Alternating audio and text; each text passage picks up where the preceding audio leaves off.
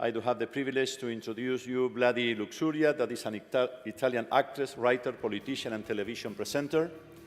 She was the first openly transgender member of the Parliament in Europe and the world's second openly transgender MP. She organized Italy's first Pride Festival in Rome on June 2, 1994, which attracted some 10,000 of people. In the lead-up to her election, Ms. Luxuria made gay rights an issue for her campaign and was a representative of the LGBT community, saying, "We don't want privilege, we want our rights." We are delighted to have her with us this morning. Please welcome to our stage Vladi Luxuria.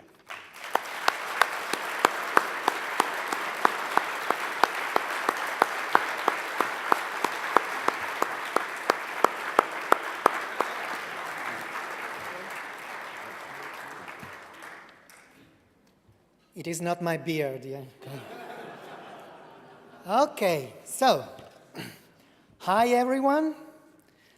Let me first thank Out and Equal for giving me the opportunity to talk to such wonderful people. Let me thank Ivan Scalfarotto for Parks for putting me in contact with Out and Equal. I also want to thank Denise Norris, Tony Charles, and Cécile Rocher for the extremely interesting session I participated yesterday on accommodating transgender employees into global workplace. And last but not least, let me thank my parents who made me so natural.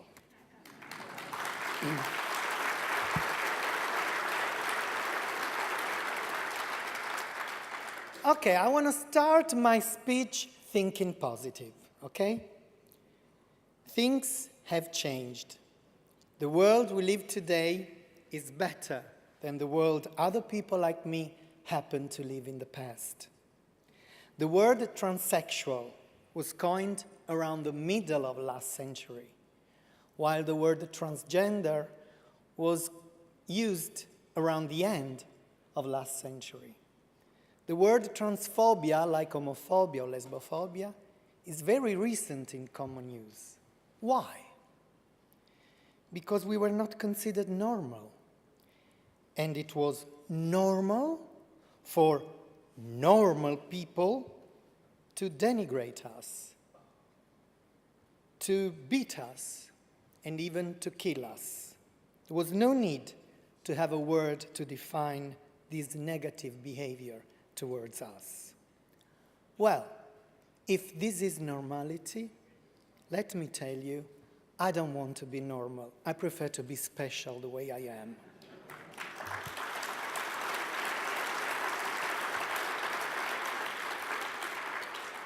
So before we were not transsexual, we were not transgender, we were defined as transvestites, perverts, freaks.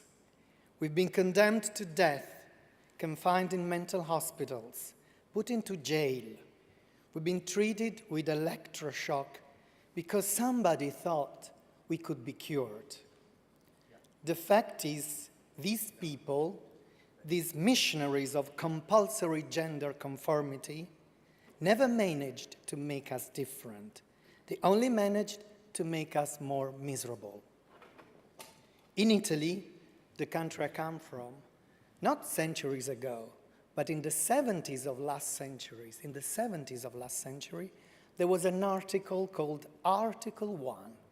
This Article 1 defined transgender people as habitual criminal. Habitual criminal. What does this mean? It meant that we didn't have civil rights. We couldn't have the passport to travel abroad. When it rains like today, unfortunately, and you want to get out, what do you take with you? The umbrella.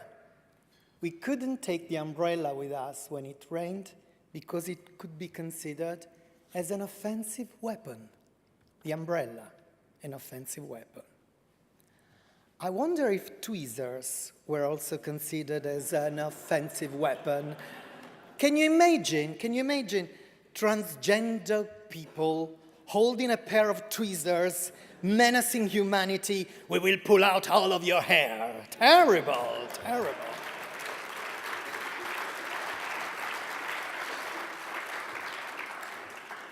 How could we imagine to look for a job under those circumstances in the past? The only solution to make a living was prostitution, just to add another discrimination, transgender and prostitute. I know there is a lot to do also now. There are parts of the world where it is very hard to be transgender.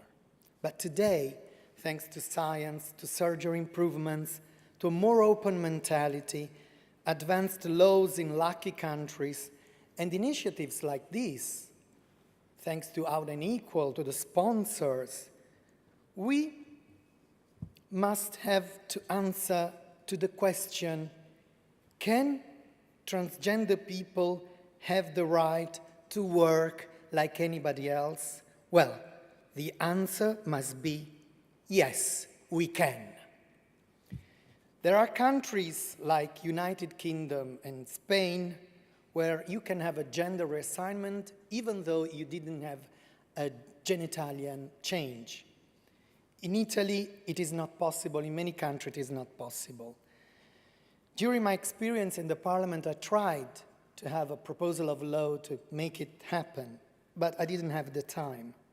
But I'm going to tell you that I'm not only satisfied with the fact that you can have a gender reassignment even though you don't have a genitalia change, because we can risk also a kind of discrimination based on aesthetic, on gender expression, because if you are more discreet, you're less discriminated.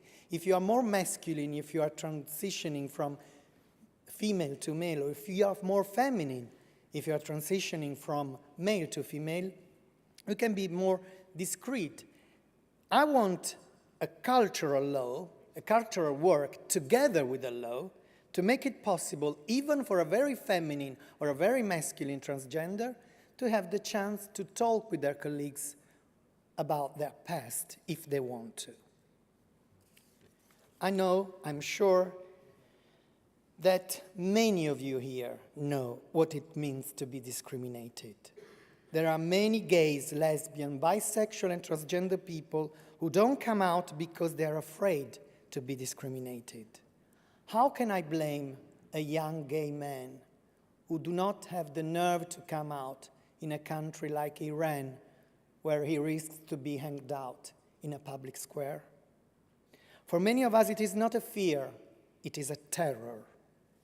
Try to imagine a transgender person applying for a job, being face to face with someone who can decide you're in or you're out. You have studied for this job, you've been practicing, you feel confident you're capable of doing this job.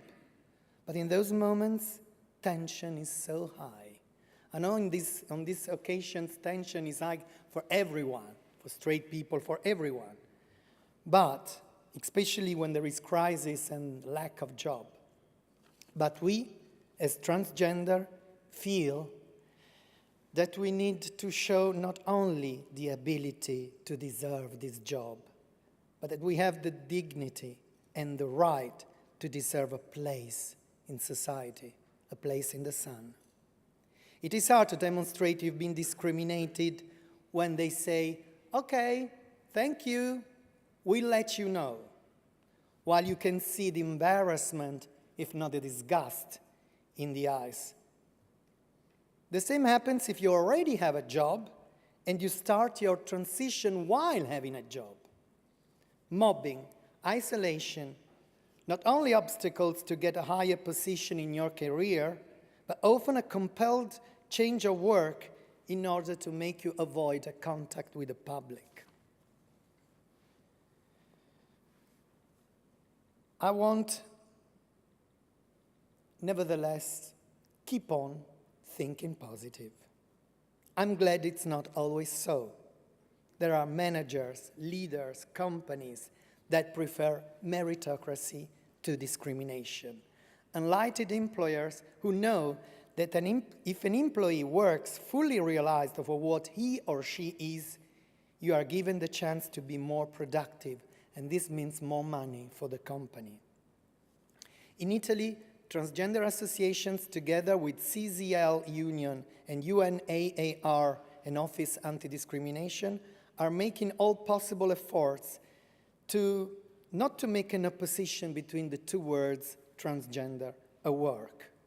Even though our parliament seems to be impermeable to the many indications given by the European Parliament to the European countries against the discrimination based on sexual orientation and gender identity.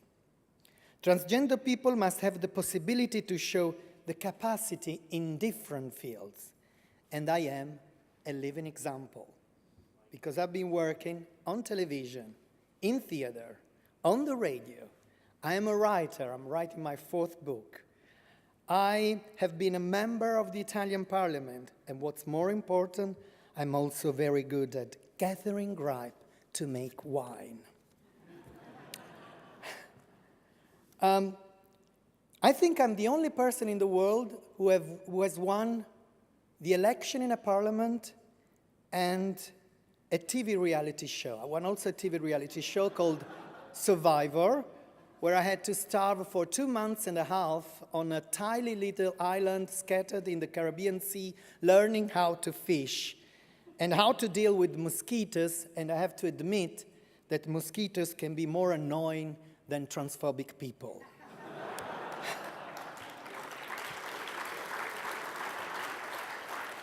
I did so many things, so many works, not because I'm old, because transgender people never get old, but we get vintage, of course, but because I lived a very intense life.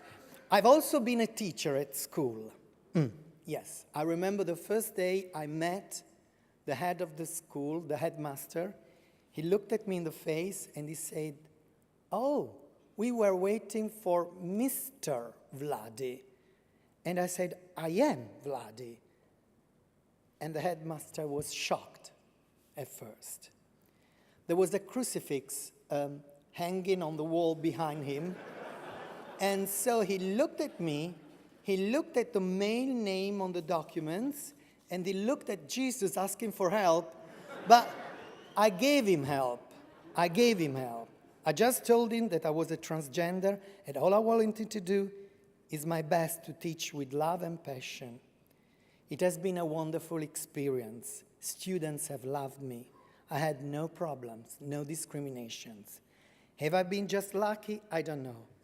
I just know that I follow 4 principles. 1, understand the reality we live in so as to think globally and act locally. Otherwise, it's not action, it's science fiction. 2, do anything you can do to make this world a better world. 3, remember, our best judge is our conscience. We know that to become a better person is a day-to-day struggle with the others and with ourselves. And that doesn't depend totally on our sexual orientation and our gender identity. 4th, make the strongest decision. In our family, at school, with friends, in public, at work, let's live the only and one life we have to live in the best way, out and equal. Thank you.